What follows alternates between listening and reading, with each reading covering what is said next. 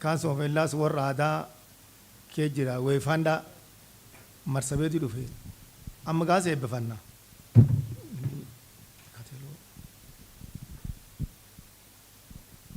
deemnee hin dhaga'u hateeloo wanta kaa fudhadhe.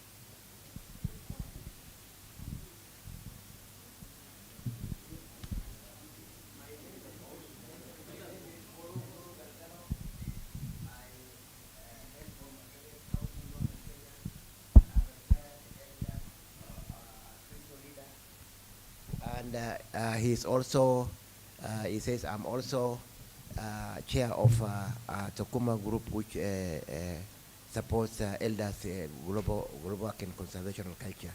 Thank you. And now we pray, he says.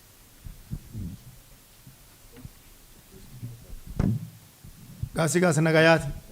Gochi gosa nagayaati. Ardaan arda nagayaati. Waaqa nagaa nu guuti. Fulaa cufaa dhufne fulaan cufti nagaay. Diqqaan nagaay. Guddaan nagaay. Nagaay nuu kenni. Roob nuu kenni. Diqqa nuu guddisi. Guddaa nuu bulchi. Finni nama isaa nu qajeelchi. Arraba nu qajeelchi. Horaa bulaa daraara akka nagayaan dhufu nagayaan nu galchi.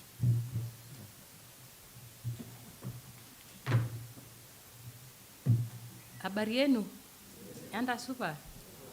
My name is Manda Ngoitiko. I am from Tanzania and I represent Pastoral Women's Council. I want to give few words in Kimasai, and we are very blessed today to be here. We are honored and happy. And I will along a langai, and bulu and all doing langai. Made you meet and I load you show. Kijoki, erejo nyangusi, nejo laimer, and bul. Made you yarandai. Endo jumi kwa pinyi, endo ikalari omelok, empo tenkop, endo tenko monde weipa okini mimi, endo nyorrata onkera inyi, embung'a olosho lormaasai, endo armaasai, embung'a nkishu, embung'a taa kindipa.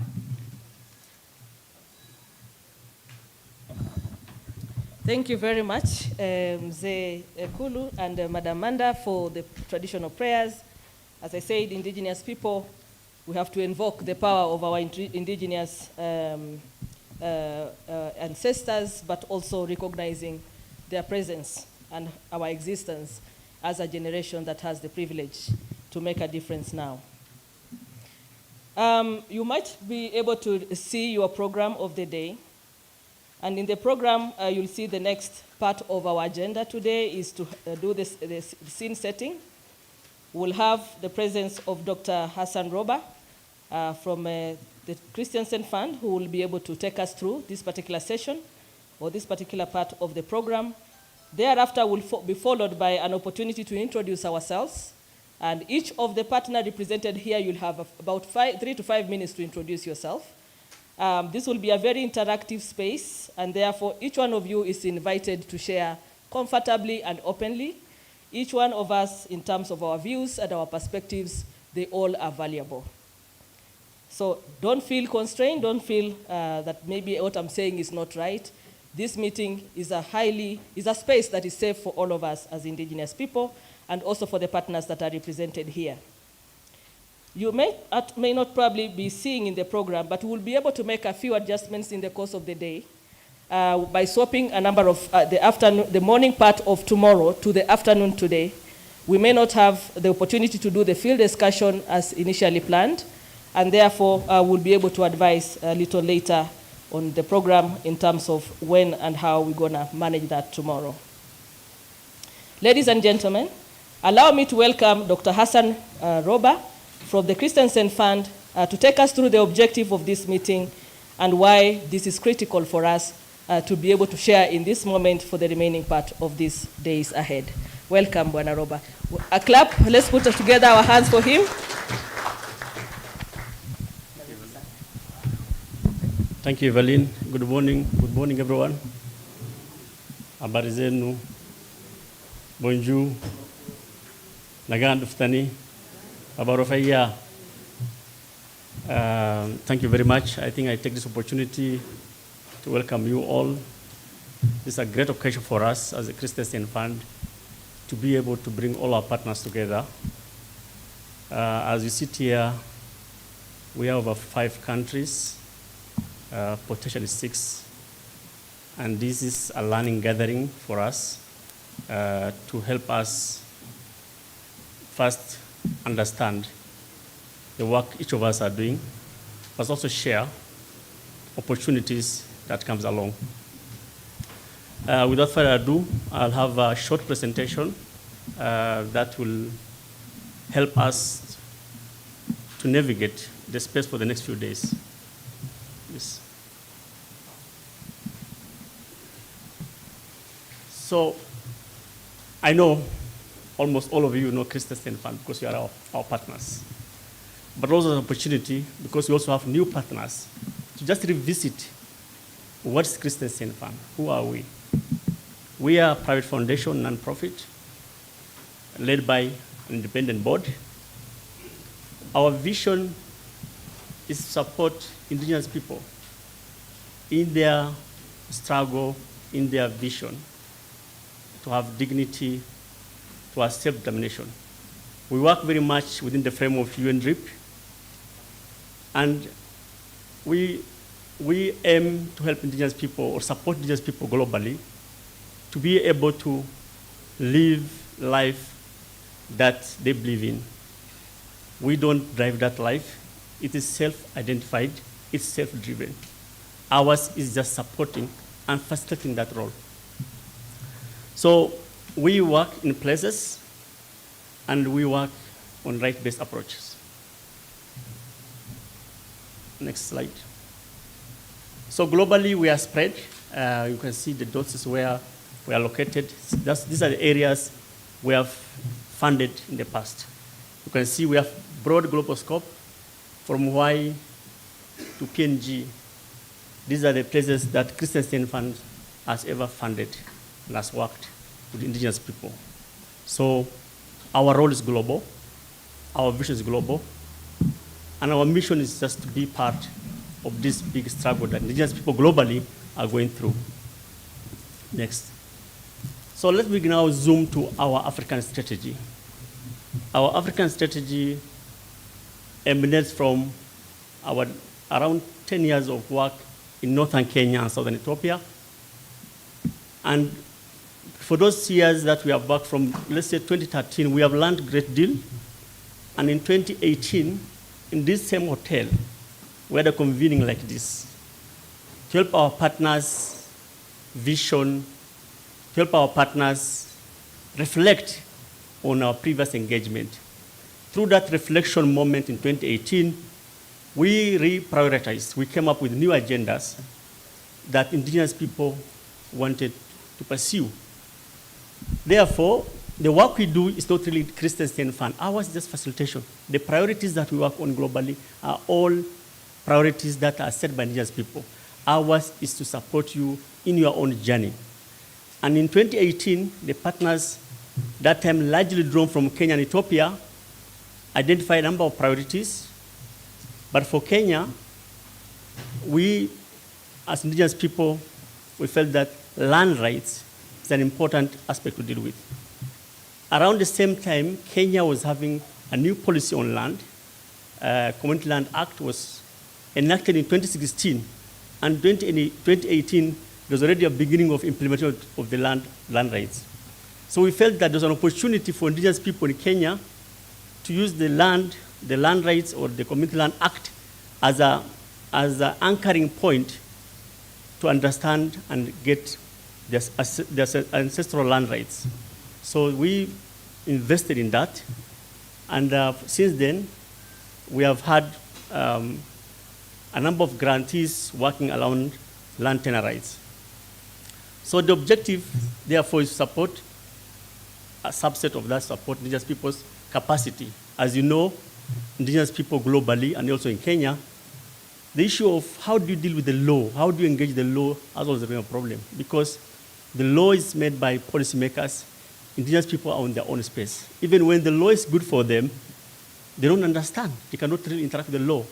Then our objective is how do we support our communities understand the law that enables them to now have their tenure rights. And in that space also we felt that indigenous people also have to work together. So they saw that aim, they said we need to work together. So we promoted network formation.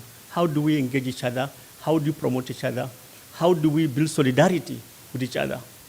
So bulk of our support therefore also built on network building. And we are already having network emerging in Tanzania, in Kenya, in Uganda, so that we deal with the bigger issues.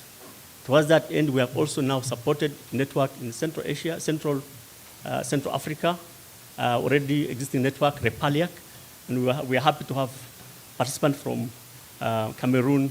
The members of Repaliac are here. We shall have good discussion in the next few days. But we also felt that indigenous people can have their network and can also understand the law, but how are they involved in policies? So we also felt that there's need to engage in policy space. So we gave some grants that support integration or facilitation or engagement with policy process.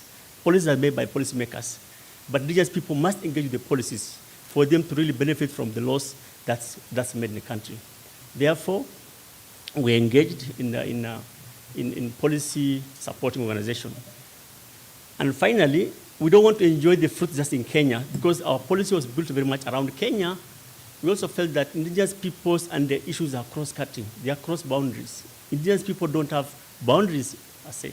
So how do you use the law in Kenya, the space in Kenya, to influence your work in Ethiopia, Tanzania, Uganda, East Africa, and even Africa level?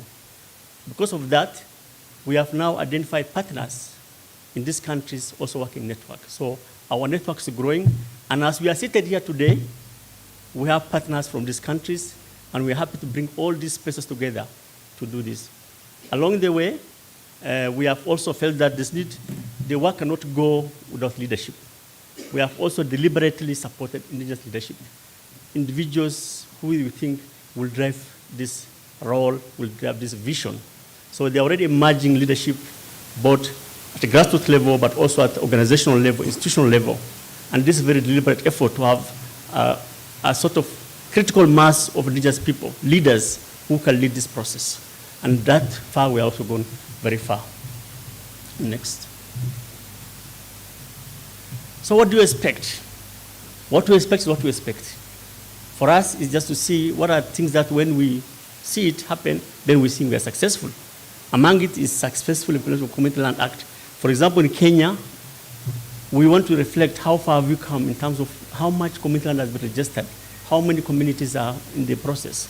So we are going very far. At least we are happy. We have made some very significant progress, that most communities are now part of this process, and we have community land registered. The process is very slow, but at least things are moving, and we're happy that region in northern Kenya and the southern part of Kenya, community land registration is taking effect. Then we also have seen, as I said earlier, active emergence of leaders. We have indigenous leaders who are now leading this process, and that's a good gain. Then we also need stronger national level institutions and better coordination of the activities. How do we lead? As you know, we have always been complaining about marginalization. We are complaining about being left behind. How do you make sure that indigenous leaders, indigenous people have leadership that can actually craft their rights, can craft their identity, can craft their priorities to future, not just now, so that we keep on thinking about the horizon and beyond now. And finally, how is the network coming up? And I'm happy to report that at least the network is now building, even at East African level. And finally, our hope is that in future, we shall have a bigger network that will bring almost African level discussion, because the discussion about indigenous people is much bigger than a country. It's much bigger than a community. It's more regional issue. And that's what we build, a sort of movement of indigenous people, coordination network that can actually address the big issues that's facing indigenous people globally. Next slide. But we're having some questions that we need really to address as a funder, and that we also want to have much space for our people, our indigenous people. And we know that they're also dealing with policies and with governments. What are things we are addressing? So how do we package our partners' engagement and communication to create stronger foundation for right-based approach? So right-based approach really means communities drive their own priorities. At the same time, we need to also find how community self is defined. Like community is not really such homogeneous. So how do we still keep our eye on this right-based approach? How do we achieve this has always been an issue. How do we decouple the slow process of policy implementation and securing customer retainer rights? Our experience in Kenya has shown that the policy process is very slow, but then funding and community support is also time-based. How do we link this? How do we make sure that our communities are able to go beyond funding and are able to engage this process in a much longer period? How do you use the gains in Kenya to influence discussions of customer retainer rights, for example, across East Africa? As I said earlier, we don't want just to enjoy the fruits of evolution in Kenya, but we also want to see our East African network. Each countries have their own type of laws and spaces that they are working. How do we make sure that what happened in Tanzania and Kenya and Uganda is also influenced by Kenya and also vice versa. So we are saying we really appreciate that indigenous people's issues are not country-based. It's really regional. How do you get that regional platform? That's one thing we are struggling with. Finally, network building is back. Network building is also not very easy. Networks are also vulnerable to other factors. How do you make sure that our network grow beyond organizations, grow beyond individuals, it's become a regional network? That's important for us. Coming to this meeting, so why do you make now, why did you organize this meeting? So the objective of this meeting, already is in your folder, is to bring all this together. If you have listened to me very well, we want to build solidarity. We want to build partnership. We want to build brotherhood. We want to build movement that really support each other. How do you get that when you don't bring people together? As a director for strategy for Kenya, I'm in a very privileged position to understand what each of you is doing. You are all doing great jobs. How do you bring those work together so that we get more momentum, we get more energy to move forward? So the purpose of this the meeting first is to promote peer-to-peer exchanges. Some partners are very new, some are quite advanced. How to bring this experience together? Number two, connecting partners from across Africa towards a platform of common vision in addressing. You have all your issues in your countries, in your region, but I say these issues are not unrelated. They are all very related in one way or the other. It's just like a tree. The branches may go different direction, but the root cause, the root of the tree is the same. Our issues emanate from the same common problem. How do you get that common vision and even have longer vision for each other? And finally, identify strategic interventions related to various themes affecting self-determination. So, as a funder, we have also identified some very crucial issues our communities, indigenous people in this region are struggling with. We're able to synthesize this issue into a small report that we have merged. The report is giving us sort of oversight about the general issues that we feel is emerging as problem for everybody. So these issues has been now synthesized into a report that we are going to use as a basis for discussion in the next few days. Therefore, it's an opportunity to learn. I encourage you to open up. I encourage you to use this space to learn. We are all indigenous people. We are all brothers and sisters. We are all families. We are all family of the Christensen Fund. We are happy to bring you together. Now the ball is in your court to interact and learn from each other. It's not a conventional, normal conference workshop. This is a learning space.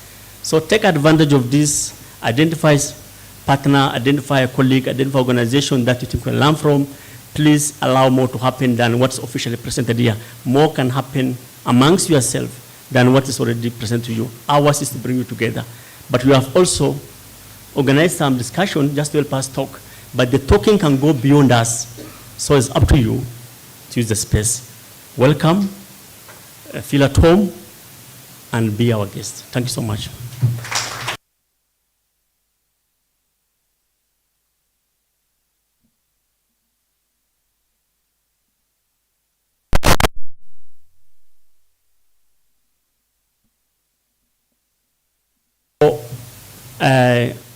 I'm here.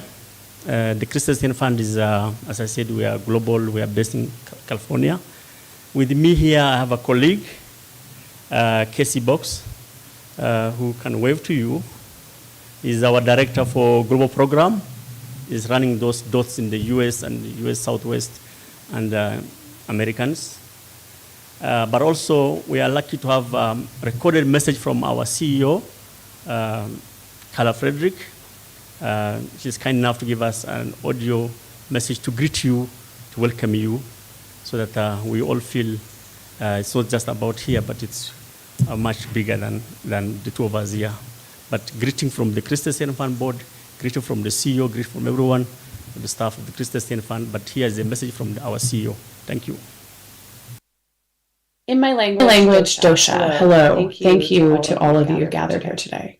Thank you for the opportunity to gather on your territories and homelands. As the Chief Executive Officer of the Christensen Fund, I am honored to share this message with you. So many inspiring leaders from 6 countries. I must sincerely thank my colleague Dr. Hassan Roba for his work on the continent and to bring us together, and most importantly to all of you for your tireless efforts to protect and advance the rights of Indigenous peoples. I joined the Christensen Fund almost 4 years ago as the first Indigenous leader of the organization and the only Indigenous CEO in global philanthropy. I took this role understanding not only its unique responsibility, but also as a key opportunity to envision with our staff, our board, and our partners about the world we need as Indigenous peoples and how the Christensen Fund could help make that world a reality. Now, our board has fully committed to the Declaration on the Rights of Indigenous Peoples, and self-determination is the very purpose and foundation of everything we do as a philanthropic foundation as donor. These commitments are critical, but most important is how we carry out our work to achieve these crucial outcomes.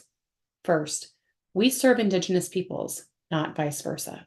Second, we must always respect the self-determination of the Indigenous peoples we serve. Importantly, the vast majority of our grants are unrestricted, as we understand that philanthropy and donors must honor decisions that our partners make for themselves. Third, we listen to our partners. Here in Kenya, we have reaffirmed our commitment to our work and to the broader region by expanding our programs to support organizations across 6 countries on the continent. Third, we commit to bring our partners into our own leadership. Our partners, like each of you, must be elevated to our highest leadership positions in the organization and beyond. I am honored that my colleague Ikal Anjeli has joined our board of trustees, and that 2 other colleagues, Molly Olekanga and Basiru Isu, have served in our Indigenous Leaders Program as trusted advisors to the foundation and changemakers for the field. Fourth, we lead philanthropy in adopting rights-based approaches. As many of you know, in 2021, the Christensen Fund signed on to the $1.7 billion climate pledge to advance the tenure rights of Indigenous peoples and others in tropical forests. We joined to reinforce the importance of upholding human rights in tenure efforts and to be an example of the importance and efficacy of giving directly to Indigenous peoples. We are still working on what must be done to uphold human rights commitments in the pledge. In 2022, 36% of all funding from the pledge overall went to tropical forests in Africa, with 42% dedicated to the Congo Basin. While this is a dramatic increase from 2021, still, the majority of the donor group's funds went to governments and large conservation organizations. This must change. Our partnership with each of you shows the pledge donors how they can fulfill their commitments to the pledge by simply directly supporting Indigenous peoples' organizations. I also commend my colleague here today, Casey Box, for his tireless advocacy within the pledge group to make these needed changes. The current climate pledge is set to end in 2025, and talks are already underway about a potential new pledge. We promise to do our best to influence others for a more inclusive pledge that goes well beyond tropical forests, upholds the rights of Indigenous peoples, and drastically increases the amount of funding going directly to Indigenous peoples' organizations. Finally, we are grateful. We are grateful for the trust and relationships we have the honor to experience. On behalf of the Christensen Fund, our board, and our staff, I thank each and every one of you for your work and for taking the time to be together for this important gathering. Again, I thank Hassan for all his efforts, and I wish you all a successful meeting. I look forward to sharing the outcomes of this gathering far and wide to emphasize the importance of upholding the rights of Indigenous peoples in everything we do. Thank you always for your trust and for the honor of our partnership. Asante Sana.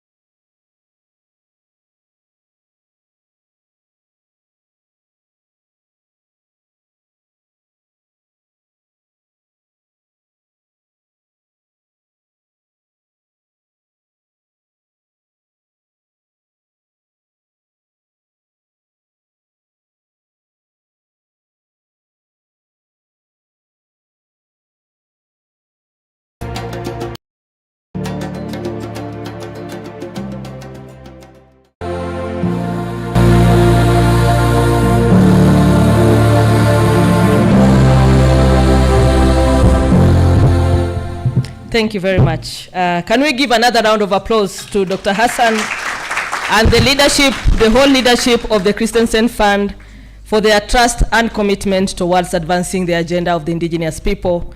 Also thanking them for being our ambassador as indigenous people when it comes to engaging and influencing the models of other funders in view of resource allocation to the indigenous people, but also trusting in the need and the recognition of the importance of self-determination of the indigenous people. We want to commend them for their contribution towards our cause, or the cause of the indigenous people in Africa, Kenya, and the countries that have been enjoined recently also to collaborate with Christensen Fund in the recent years. Indeed, policies are equally important, but at times they exclude indigenous people, but then the power of the indigenous people to work collectively together through organizing and movement building is actually the strength that pulls us together to be able to cause the changes that we want to see. I want to say thank you again on behalf of the indigenous people and partners represented here to the Christensen Fund, and thanks again, Dr. Hassan, for that presentation.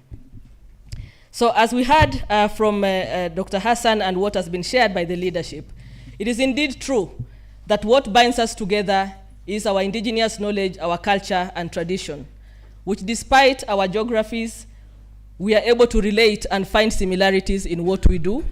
We are able to identify with each other with high level of comfort, and it has come a time now in our program to check on each other, to know each other, and to establish who is in the room that we've not had an opportunity to interact with. Looking by the seating arrangement, there are high probability that you sat very close to someone that you know, someone you feel most comfortable.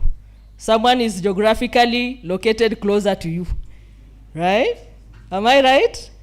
Yes, yes, I see people smiling because they know. It is indeed true. But maybe some have made an effort already to know and maybe connect with the next person that they haven't necessarily had a moment to interact with. So this is the time to meet and greet. Huu ndio wakati wa kusalimiana. Wa kujuana. So, but we're not just going to do it in that style, because you're likely to only greet the person you know. So what we are going to do, so yes, thank you for those handshakes, but before we continue, so this is the instruction. And I'm glad that we are appreciating that we need to do more. I'm seeing people stretching their hands across tables, which is not possible. So what we are going to do, we are going to have a 10 minutes of a meet and greet. The instruction is, you have to get off your seat, reach out to the person that you haven't had an opportunity to meet. So you'll be looking for the person you have not met. So wale abjaonana siku za karibu. So please reach out and check beyond the person you haven't, beyond the people you know. Meet the other person that you haven't interacted with, know their names, know the organization that they are working with. And as you do that and interact and know each other, also try to meet as many colleagues here as possible. So don't concentrate on only one person for the next 10 minutes. I'll be checking out who is not following the instruction. But I know we will do very well. So our meet and greet starts now. As I said, we are indigenous people, we are indigenous organization and partners. Let's get off our seats and reach out to the person or the partner that you haven't seen. Check out who are they, what are they doing, and then we'll be able to reconvene after 10 minutes. The time starts now. Let's begin.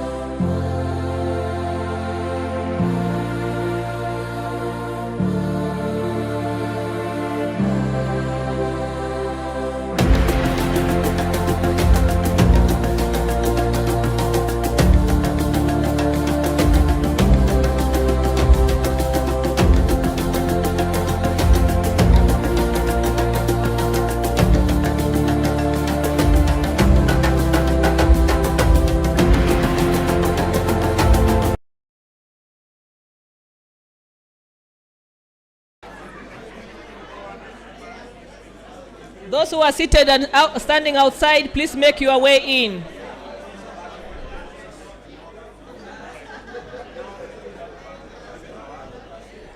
Everyone, let's take our seats.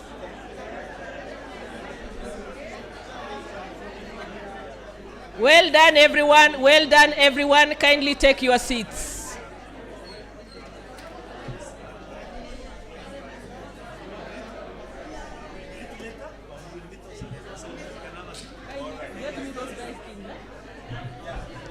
Kindly take your seats. Tuketi chini tafadhali, tuketi kwenye viti vyetu. Well done, everyone, for the work well done. Let's take our seats.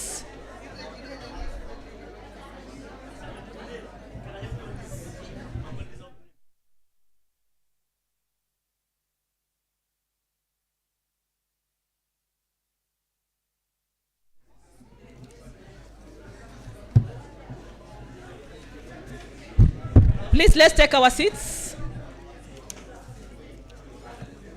I see others would like to continue the conversation, but we'll continue maybe during break time. We've already broken the ice. I hope you have the contact of the person that you spoke to. Order, please, order. Thank you, everyone, for the great interaction. How many only had one or two people they interacted with? How many did more than 5? Oh, great. Who did more than 10? I'm told I might be the one who did more than 10. But thank you so much. That was a great interactive session. It's always important to know each other. And networking, this is actually how networking begins and how our movement building also expands. I saw people even writing contacts down, so that is how powerful it is. There is more. We just started the day. We're going to be here for 3 days, so you can be assured that by the end of the 3 days, there are institutions here that will have more information on a potential opportunity for collaboration and complementary and building synergies where that may not have been fully explored before.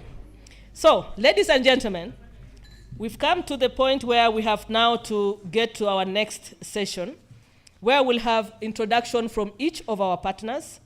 And for each of our partners, the instruction is you will tell us the name of your organization, what makes your organization very unique. Nini mnatambulika, nini nawafanya mnatambulika vile mnavyotambulika. What makes you stand out uniquely as the organization or the institution you are. And then you'll have a moment to introduce your colleague, those who accompanied you to this meeting. So we'll only have one speaker from each of the organization. I know sometimes all of us want to speak, but there will be other opportunities for other members also to make their contribution. So you have a representative. The other colleagues will have a moment to stand and also introduce themselves. But the most important part is capture the moment to give us your elevator speech and maybe a bit of a description about who you are and what makes you a unique organization, and what you briefly celebrate about the work that you do. I have a list that I'm going to use to make the call so that it's easy to manage our coming here. As I said, you'll have approximately 5 minutes to be able to make this intervention, and I will start my list here with Pingos. Not in any order of priority, but a moment to be able to give this chance to each one of us. So I will start with Pingos, and I will call Saitoti Parmelo to be able to take the floor. If you are in the room, kindly present yourself. Do you want to speak from there, or do you want to come from there? Please proceed. Come. So as we do that, can we have someone also from the pastoralist women?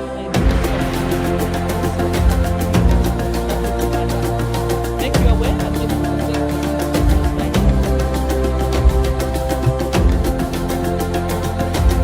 come over here, but just wait and then we do the. Oh, there's a mic also that goes around. So that. So for now, let's welcome.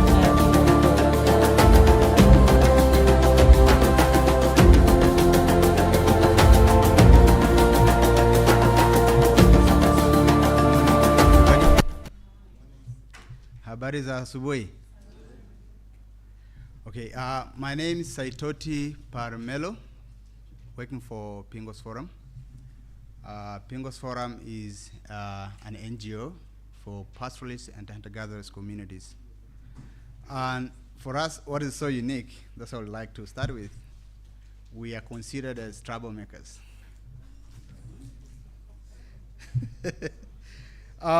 Sometimes they consider us as troublemakers because of the nature of human rights advocacy that we are doing on the ground. So Pingos Forum is a human rights-based organization. So we have, I have my colleague also on the floor, if he can also introduce himself. His name is Andrew Msami from Pingos Forum. So with Pingos Forum, would like to be very brief. We have 3 thematic areas that we are undertaking on the ground. One is human rights and good governance. That as a human rights-based organization, we definitely deal with pastoralists and hunter-gatherers communities, fighting on the aspects of land rights, but also in particular, as you have been hearing all about human rights violations happening in the northern part of Tanzania. But the northern part of Tanzania is the one that you can nearly hear because it is more at the international level, which is Ngorongoro in particular. But this is happening all across the nation. Start from the north to the south, west, and east. All the pastoral areas are being impacted. And in particular, we have different issues pertaining to human rights violations. And we are fighting this through initiation of court cases. And we have different levels of the court cases. We have the cases from the High Court to the Court of Appeal of Tanzania. And actually fighting on the forceful evictions of the pastoral communities. And the main drivers are 3. One is the investors. But 2 is the policies and laws in place, which are not really favorable for the pastoral communities. So for us, we have some land cases in Loliondo in particular. For example, we have a case known as Latangamwaki case and 5 others in Loliondo, which is actually against the violation of establishment of the game control area, which is called Ipololet, which is now turned to a game reserve. And the establishment of this game reserve or game control area was done illegally. It did not really follow the legal procedures. So we had to initiate the case before the court of law to challenge the establishment of the same. However, we have been successful in some aspects, but also we are still fighting for the others. Because the challenge with the cases of pastoral communities or hunter-gatherers is that whenever you win the case before the court of law, the execution is always becoming problematic. And it is more problematic to the government in such a way that they don't really pay attention to the execution of the court rulings or decisions. But also we have other areas like around the Kilimanjaro International Airport, where there is a so-called expansion of the international airport, which I have never actually seen in the world, that they want to expand the international airport of Kilimanjaro up to 11 hectares of the land. So imagine of such huge part of the land, and that causes the forceful evictions of the pastoral communities around that area. And this is just in the north, it's just close to Arusha town. And it affects 2 main communities, pastoralists and agro-pastoralists. Again, we also have the issue of gender aspect, which also is more on the participation of women in major decision making, and also on different programs that affects the affairs.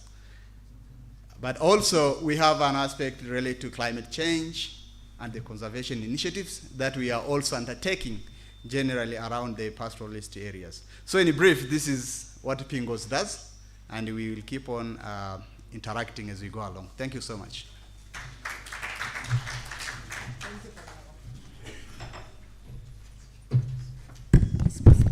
Proceed, Manda.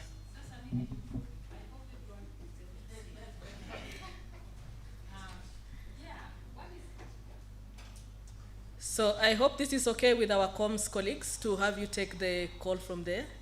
Yes. Please proceed, Manda. You are audible and clear. What is really unique about PwC? PwC is a movement of women in northern Tanzania. We started with only 10 women, and today we have a membership of 22,000 women in northern Tanzania.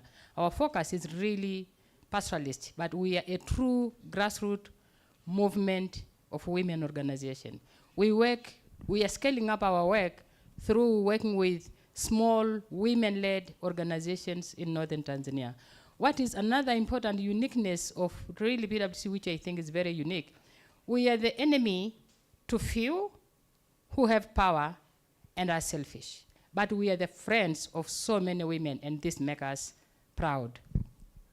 Pastoral Women's Council, we are working with 300 TOTs, training of trainers, because we are also working through women action groups. This is how we meet. And this training of trainers, TOTs, are really working on daily basis to support women with economic empowerment, leadership. We also work with 160 paralegals, and for the first time, despite the fact that we have been in a huge struggle for the last 30 years with the government, we are just given this year a certificate by the same government as a human rights organization. So we are free to take everyone to court with exception. So this is one of the uniqueness of PwC, despite the fact that we are always like, we are not really friends with the government because of what they are doing. I will talk in details tomorrow. But the other uniqueness of PwC, we try to make our issues visible internationally and across pastoralist areas. For example, we have been working very closely with organizations like Impact. We have recently started working with Jane, Samburu Trust, and many others to really make pastoralist women's issues visible across the region. Because one of our greatest challenge is not just a good uniqueness, but I feel like very strongly that pastoralists are still working in silos. Today, for example, in Loliondo or Ngorongoro, people are crying. For the last 3 years, we have never been interested. But the only person we can talk to is Kaunga, Jen in Kenya, and few others. But we still don't have a consolidated kind of a plan. And this is really why it's so unique that we are all of us here today to try to build partnership. This is Manda and PwC. Naishorwa and Toris, can you please stand?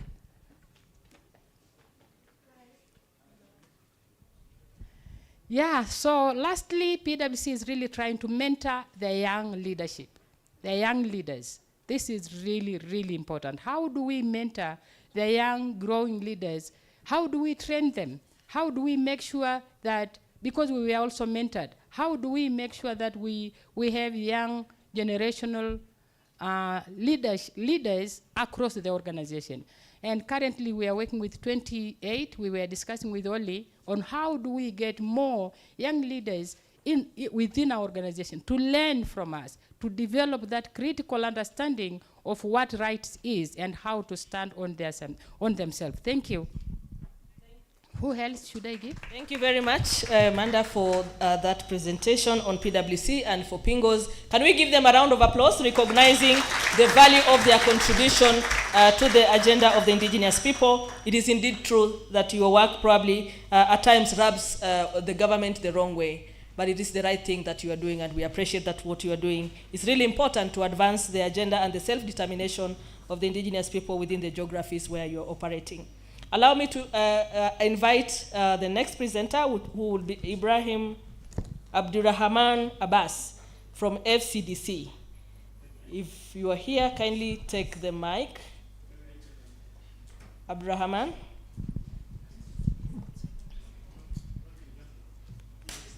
Okay, can I proceed? Maybe I'll keep that slot for another time. Let's go to Aero Keti from Copasco.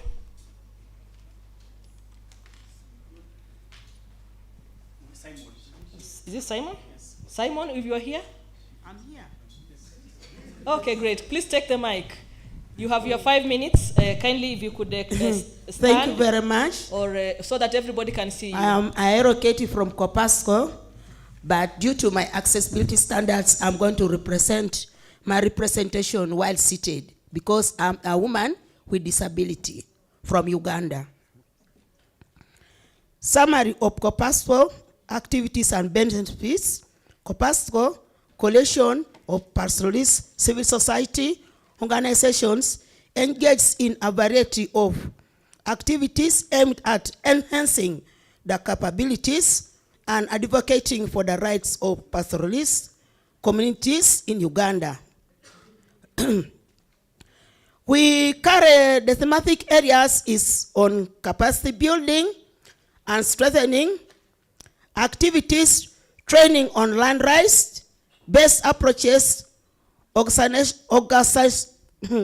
organizational best practices, resource mobilization, and advocacy.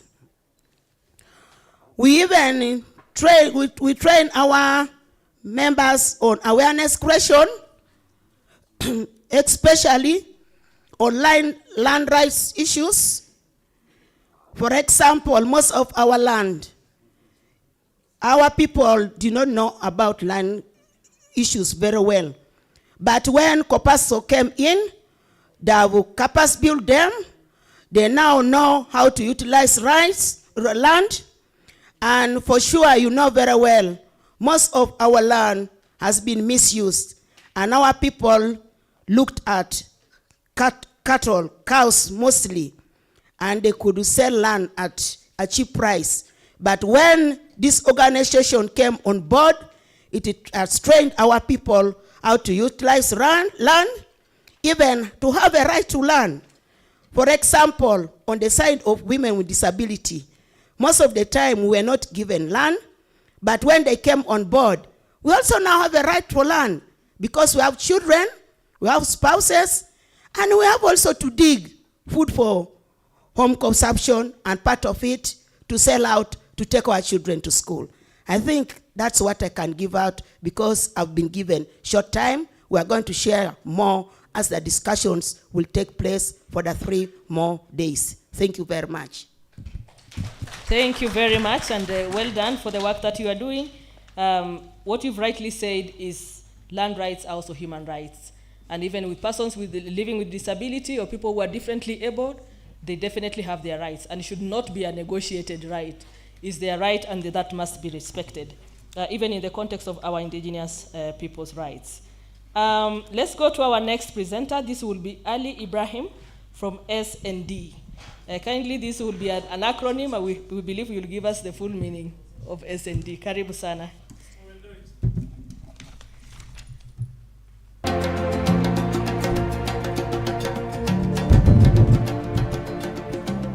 Good morning, assalamu alaikum, mabarokai. Yes, my name is Ali Ibrahim Dida. I'm the executive director for S&D, Kenya and Ethiopia. S&D stands for Strategies for Northern Development. I would like to recognize my colleague, Asha Bonaya, who is our senior program manager. Just the way I said, S&D stands for Strategies for Northern Development. And Northern, I think, is to the north from where I am. S&D was registered in Kenya in the year 2007, and in Ethiopia in the year 2019.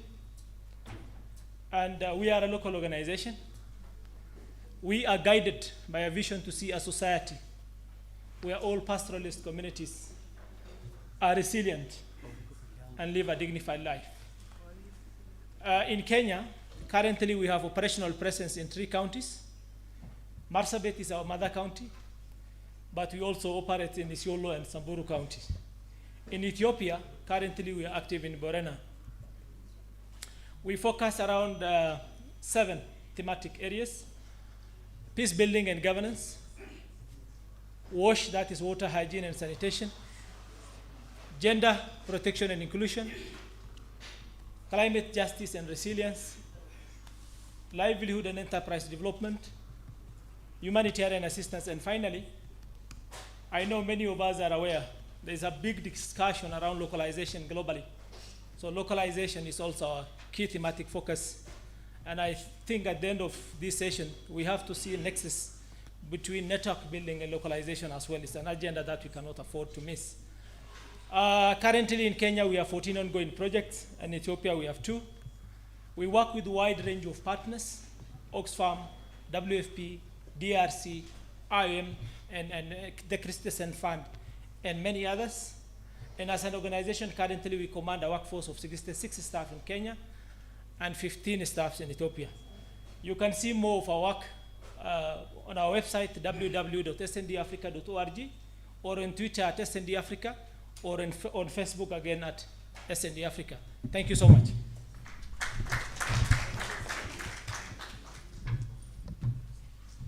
Ibrahim was kind to give us a minute, so thank you very much, Ibrahim, and the work that you are doing is great. Just for point of information, there are spaces outside where we can display our materials from the work that we are doing, in case you brought some posters or you brought some stand-up, roll-up stands, or any other materials. Feel free to consult with the organizers for the space where you can be able to present the information. Let's give a round of applause again for Ibrahim for the work that the organization is doing. And the uniqueness of what you have presented is also the cross-border work, which I think is pretty unique. And I know Amanda did not mention that, probably she'll talk a little later. Also, their work traverses the boundary between Kenya and Tanzania. I suppose also our colleague from Uganda, and the reason why we are here, saying that they are the DNA of the indigenous people that binds us together cannot be broken, because it traverses beyond just the administrative boundaries that separates us as people from different countries. Allow me now to call our next presenter. This will be Anne Samante from PIDO. Samante will be followed by Anthony Njenga from Kituo cha Sheria. Over to you, colleagues.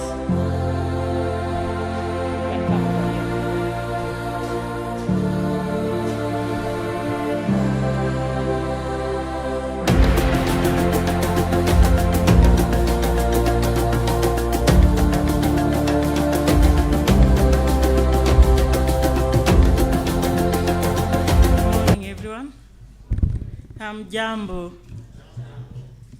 Okay, bonjour. Okay, thank you very much, Madam Moderator. And again, thank you so much, the Christensen Fund, for bringing us together today. Well, I thought I would be among the last, but now I'm here among the first. My name is Samante. Anne is my second name. And I come from an indigenous peoples organization called PIDO. And I think the first question to our introduction today was, what are you known for? What is unique about you? I think one thing that is unique about PIDO is that we were among the first indigenous peoples organization to come up with a network, a national network, that brings together indigenous peoples organization in the country, in Kenya, and that was in the year 2010. It is the Indigenous Peoples National Steering Committee on Climate Change. And as we all know, the world is being faced by a global crisis of climate change. And at that time, we thought it would be good for us to have our voices consolidated, and that we are better off together. One of the objectives of this meeting, as noted today from the presentation made by my brother, Dr. Roba, is on the need for, networks, and strengthening or working around networks. And I think that is the way to go. I think we are even late. We should have begun this long time ago. There's so much that can be achieved when we speak together as one, because indeed we are one. If we say we are indigenous people, at one point we thought, I wish we can even speak the same language, like literally, but we are indeed the same. Our struggles are the same. I was just listening to the first two presenters, and what they're talking about is what most of us are doing. The challenges they are discussing here are the challenges we have been facing time and again. And unfortunately, some of these challenges are not even, do not seem like they are getting, we are getting, the situation is getting better, but instead you find that the situation is actually becoming worse for us. But we believe that once we come together, think about the solutions, act together and do not allow the enemy to come and be in the middle or divide us, then we will make it. So for MPIDO, we are an indigenous peoples organization. We've been around for the last 25 years. And one of the key areas for MPIDO is land and natural resource management. As we all know, indigenous peoples are victims to historical land injustices. And I think this is a cross-cutting problem for most indigenous peoples. And not just even historical, right now we have current injustices going on even as we speak. We still have issues affecting us when it comes to land. The security of land tenure for indigenous peoples has been a challenge all through.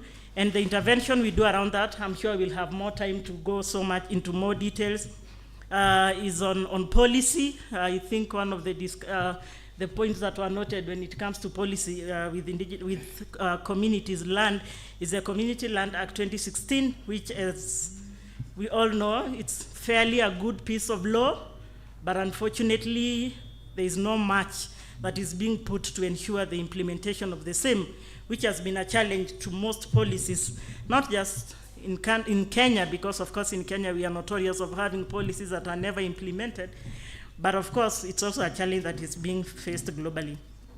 So, I'll not go so much into land. We have programs on capacity building around the policies. We even support communities on public interest litigation.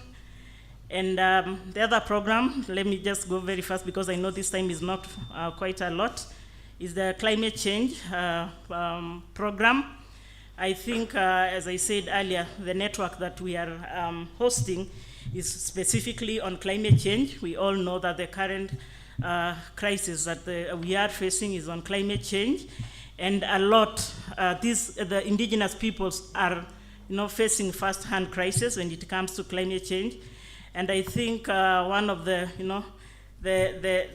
epitome of our intervention was during last year in the African Climate Summit, where we brought on board indigenous peoples from the Africa region to engage. And this is where we are truly grateful to the Christensen Fund, because they supported our engagement in the African Climate Summit that took place last September, that were it not for intervention from so many organizations that we brought together, then probably our voices would not have ever been heard in the African climate change, in the African Climate Summit. And definitely that has an implication because that was the inaugural one, and we are going to have several others. We are going to have another one the year after.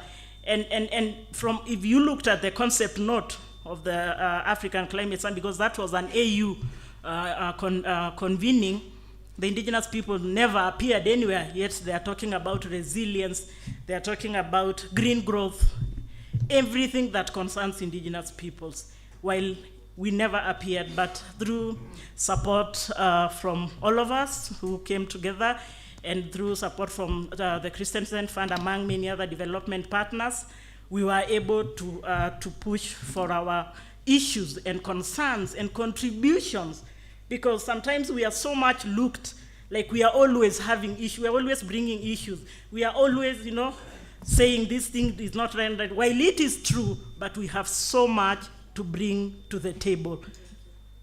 And I'm being told thank you, meaning I'm supposed to quit the stage. So the other program, we have human rights, a lot of violations going around, which some of them are even emanating from the intervention of climate change. Some of the climate change interventions are causing a lot of human rights violations when it comes to indigenous people's lands and territories. We see a lot of mega development projects coming up in at the center of indigenous people's land and territories. No free, prior, and informed consent, a lot of evictions. And so we cannot be the ones to solve the problem of the world, yet we are, we are actually facing first-hand trouble when it comes to that. Then we have women project. We have I think the previous presenters talked of their intervention, and we do the same intervention on for women to have the capacity not just to be present, but to engage meaningfully in processes, including even supporting women to be able to be strong enough to even vie for some political position, because I mean, who said we cannot do that? So we build the capacity of women around economic empowerment, capacity building, even to engage on policies. I said Community Land Act is a very good piece of law for me because, yes, okay, thank you. So, yes, and the other one is partnership, and I'm glad to meet and interact with all of us here. Thank you.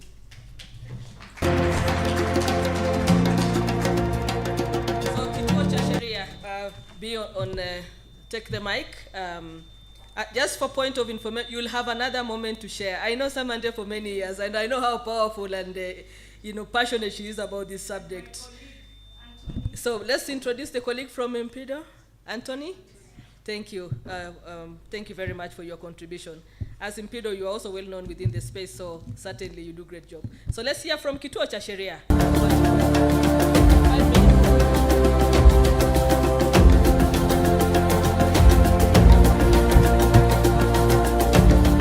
Good morning, everyone. I'm Jambo. Okay, I'm Matthews Onyango from Kituo cha Sheria, and we are here today with my colleague Anthony Njenga. So about Kituo, the one thing I can say is unique about us is that I think we are the oldest around. Founded in 1973, so we are about 50 years old. So when you see me or Anthony, let that be a reminder that we are the oldest around. So Kituo is the oldest legal aid providing and human rights organization in Kenya. So what we do is provide legal aid on issues around land, housing, and labor to marginalized communities. Our vision is to empower the poor and marginalized people to effectively access justice and realize their human and people's rights through advocacy, networking, and capacity building. And we care for justice. At Kituo, we are 4 departments. So we have the legal aid and education department. We have the advocacy, governance, and community partnerships department. Then there is a research, communication, and knowledge management department. Then we also have the last one, which is the forced migration department, which looks into the rights of populations in transit into Kenya.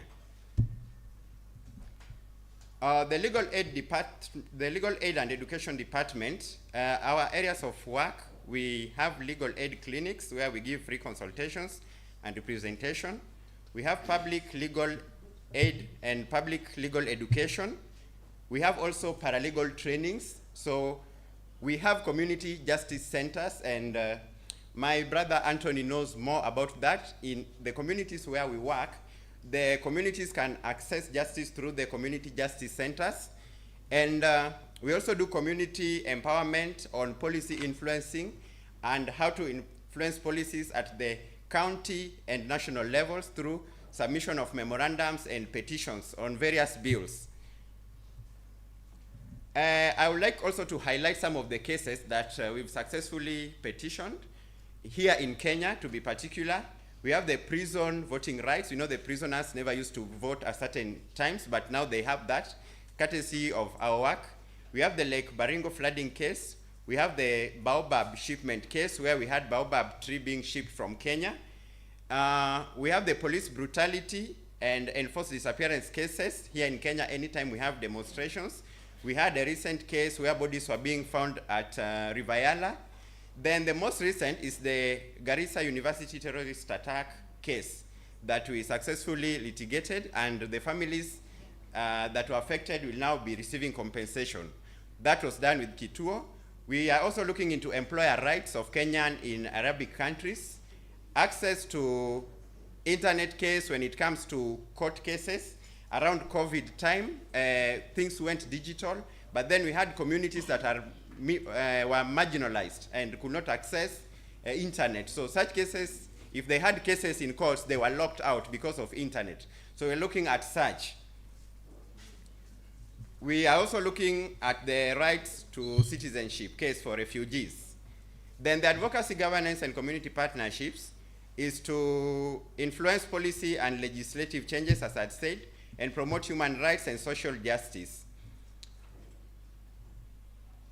The forced migration program aims at providing free legal aid and representation and assists the refugees in legal documentation process, advocacy, and a forced migration program. We promote policies and practices that protect the rights of forced migrants into Kenya and raise awareness about forced migration issues also.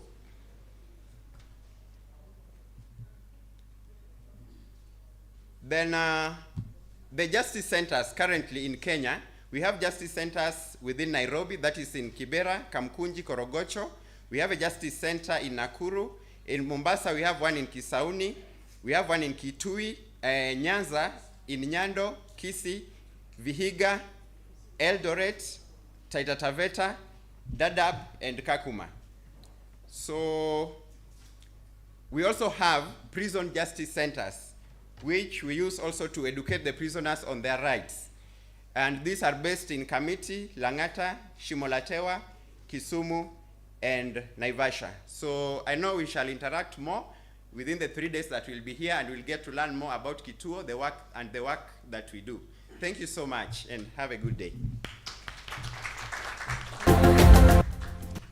Thank you so much, Matthews, for representing Anthony. Anthony, where are you? I'm here. Okay, just to know who Anthony is from Kituo cha Sheria. Now I will be requesting Basiru Issa from Repaliak. Basiru will be followed by Daniel Kobei from OPDP. So kindly in that order. And maybe because I'm not sure whether everybody has a list of what I'm looking at, just be prepared that I'll be calling you. Kindly stick to 5 minutes and less than 5 minutes. You'll still have another opportunity later to share more about your work. So at this point, it's not to make it extremely lengthy in terms of the work, but just giving a highlight to help us appreciate who you are and the identity of your organization. Bwana Basiru, over to you.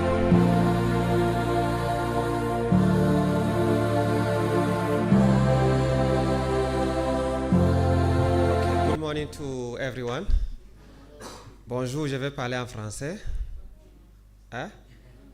Is it difficult? Okay, thank you very much. I am Basiru Issa. I'm from Cameroon, and I work for the Network of Indigenous Peoples and Local Community Population for the Sustainable Management of the Forest Ecosystem, known in its acronym as Repaliak. So Repaliak is 22 years old now. It's a network present in 8 countries, that is Cameroon, Chad, Republic of Central Africa, Democratic Republic of Congo, Gabon, Burundi, and Rwanda. So we have 460 member organizations who are indigenous peoples. And one of our uniqueness is, I can say, is what we can call indigenous democracy. For the past 21 years, we have successfully and peacefully changed 3 governance bodies, 3 governors, and in a peaceful manner. Secondly, we have successfully, changed laws and influenced policies. For example, now in Republic of Congo, we have a particular law protecting the rights of indigenous peoples, and also in the Republic of Congo. We have a national development program for indigenous people in Cameroon and Burundi, and now we are successfully working for the implementation of the ILO 169 in the Republic of Central Africa. At the regional level, we have successfully organized 3 international forums on indigenous peoples, in which we bring all governments, and include, when we say government, including the presidents of the 8 countries, to discuss on the matters concerning indigenous peoples. And also last year we successfully organized the first International Indigenous Women Forum of the Congo Basin, which brought together more than 150 indigenous women. And now we are working on setting up the Congo Basin Indigenous People Fund. That will be an innovation. That is, we want to have a fund. We have advanced with the fund. Now we are working, getting knowledge from other organizations, especially in Latin America and also in Asia. We are also the founding member of what we call the GATC, the global indigenous people organization that is work on territorial communities. So you see, I will not go more details. I know that we will have time, but I think we would like to express our satisfaction to the organizers of these events to invite us, and also to the Christensen Fund, because Christensen Fund is one of our ambassadors for the creation of our fund. We are hopefully going to create our fund in September during the UN Climate Week. But also, we are working hard to ensure that we have regional organizations. Because I see in the presentation of Hassan, one of the important things is coming together. We can have one strong organization, but you know, it is better to have strong national coordinations and also regional organizations. That is why you see our states today, though they have the African Union, though they have their independence at their country level, they have regional organizations like the ECOWAS, like the ECAS, that we have. They also have the African Union. So I think as indigenous people, for our voices to be heard, we need to organize ourselves at the regional level and also think something big, that is, which is more general and broad at the global level, at the African level. In that way, our voices will be heard, so that united we are strong. And I think that that is what Ripaliak is trying to share. We want to share our experience of 21 years of being together without disruption. Thank you for your kind attention. Sorry, okay, I'm here with my colleague Raisha Madaki. She is from the Bororo Youth Association of Cameroon. She is the gender specialist, but also working mostly on the rights of indigenous people, especially on cases related to criminalization, impunity, and violation of the rights of indigenous peoples. Thank you. Well done. I think we are keeping time. Let me welcome Bwana Kobe from OPDP to take the floor. He will be followed by Eileen Wakesho from Namati.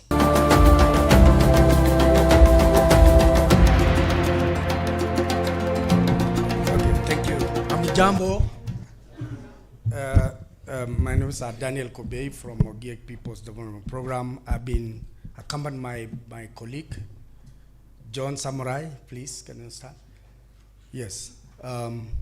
Ogiek peoples, I remember when I met some people, they were wondering who are Ogiek. Ogiek are indigenous peoples in Kenya. We are in Nakuru and Mau Forest Complex. We are known for litigation issues. We are known for fighting for the rights of the indigenous peoples. And most of us have had us going to the African court. These have many courts in Kenya and everywhere. And I think what Basiru said is that last hope this year for Christensen Fund will be a chance to strengthen solidarity for indigenous peoples in Africa, which will give us a chance to speak for ourselves whenever we are forced by what we call climate change forced solutions and conservation solutions. I think one of the challenges we face are forced climate change solutions or conservation solutions, whereby we've been faced by evictions and many others. OPDP, we work with hunter-gatherers forum in Kenya, where we are dealing with more than 6 or so communities. We are also working with what we call RB5, coordinating indigenous communities in Africa or in matters of land in many, more than 15 countries. We are working under International Land Coalition.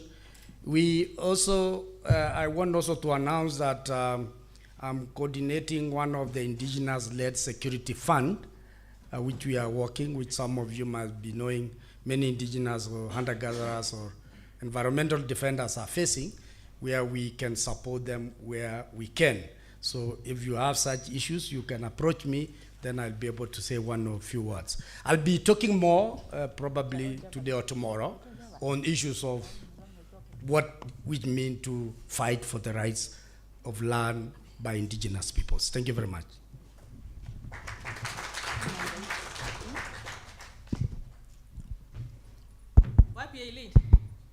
Hey, you want to take it from there? Yeah. Okay, kindly. Good morning, everyone.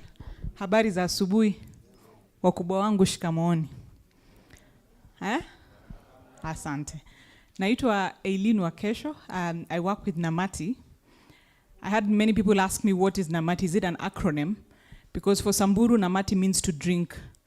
They've not told me to drink what. I thought maybe that would be a good starting point to say what Namati is. So Namati is not a Samburu word. It's a Sanskrit word that means to bend. We work with indigenous and local communities to challenge land and environmental injustice. One of the things that happens across many countries is that a lot of land and environmental harm happens in communities assumed, and the word is assumed, to have less power. And so if you look at our work in India, most of those environmental harms will be happening among communities of lower caste. There's a lot of investments that is happening in the northern landscape. And so our work involves supporting communities to be able to know, use, and shape law in a manner that they are able to then challenge the land and environmental injustices that happen. Besides our work on land, environment, and climate, we also work on citizenship rights. There are many communities, largely communities that live on border counties, that struggle to get documents of identification, that's IDs. And if you're a Kenyan, you know if you don't have an ID, means you can't have an M-Pesa account, you can't register anything. And so considering the importance of identification cards, even in terms of ownership of land and natural resources, we also work to ensure that we support communities that go through extra vetting to be able to get those documents of ownership. So briefly, that's what Namati is about. Thank you. Thank you. Thank you, Eileen. Unfortunately, my colleague is still on the way. Okay. So hopefully they will catch up. Thank you. Thank you very much. Colleagues, I think we'll take one more presentation before we can take a break. So allow me to take this opportunity to welcome Engineer Hussein Jirma from ESID. You have Mohamed Dida. Okay, karibu sana Bwana Dida, representing ESID for this presentation.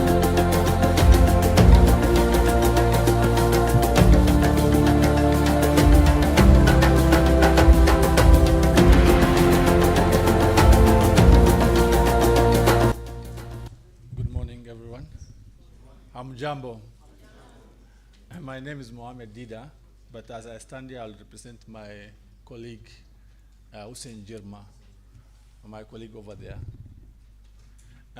My name is Mohamed Dida, and I work with the Indigenous Strategy and Institution for Development.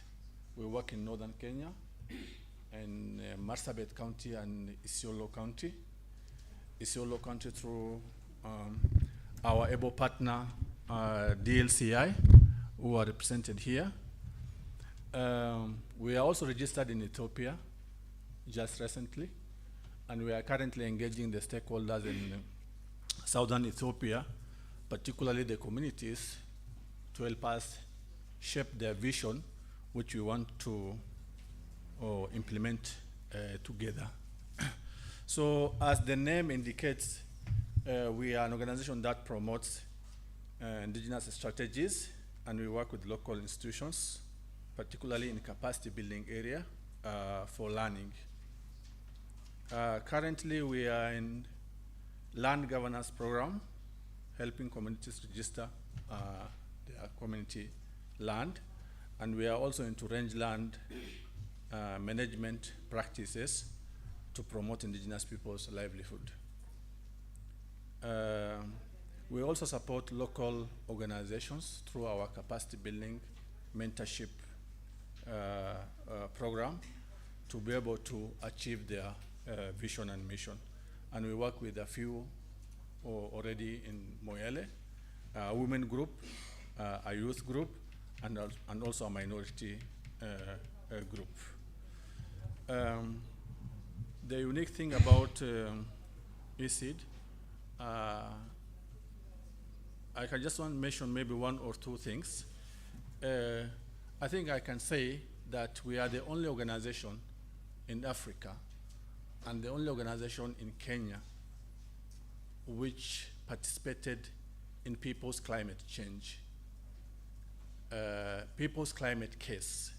This case is a case that we helped one of our community member in Moyale area, but Darero specifically, to participate in a global people's climate case that was taken before European Court on the mitigation targets that they have set for themselves, because we felt that they need to do more in terms of mitigation and also helping in the climate change adaptations by the indigenous people. This case, we supported a plaintiff, a household, a herder in northern Kenya to present his evidences, how climate change is affecting his livelihood and his children's education, where we compile evidences, we help him compile evidences to participate in that global case. The status of the case as at the moment is not really pleasant. It was rejected on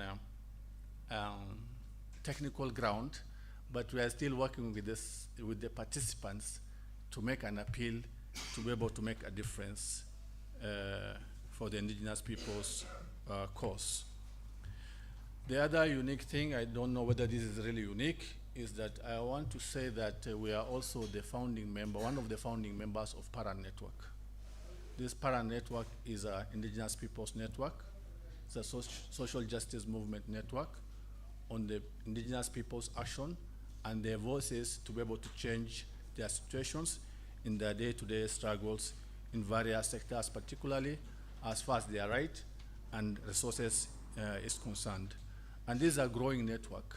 We are already over 30 organizations who are members of this Paran network, and we are growing. And by the way, we are also making impact in northern Kenya.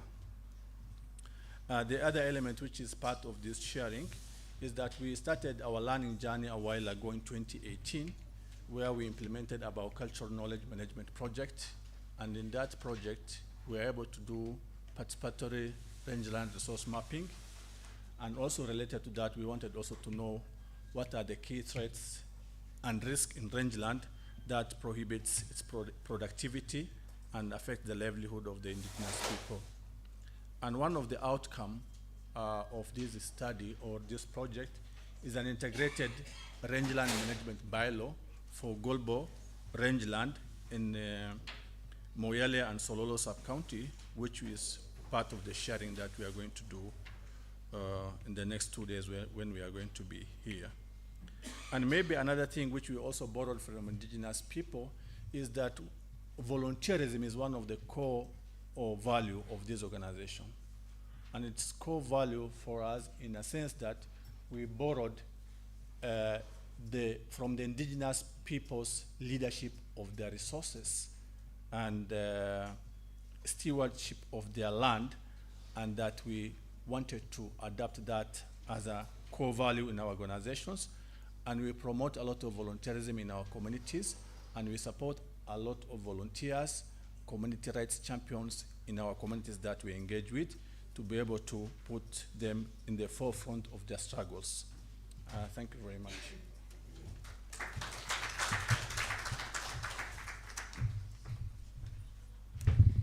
Thank you so much, Mr. Dida, for that presentation. Indeed, you're doing a good job. The challenges are there, but our ability to overcome is what really will be the greatest thing that we must invest in. So thank you so much for that. Ladies and gentlemen, as per our program, we are supposed to take a tea break, but I would like to check with you if we can be able to extend our stay for about 15 more minutes so that we can be able to take a few more presentations before we break for tea or health break. May I see the consensus? Do we proceed or do we take a break at this point? Proceed. Thank you very much. May of the contrary opinion say nay. So we go for break. Okay. Colleagues, we are going to take a tea break at this point.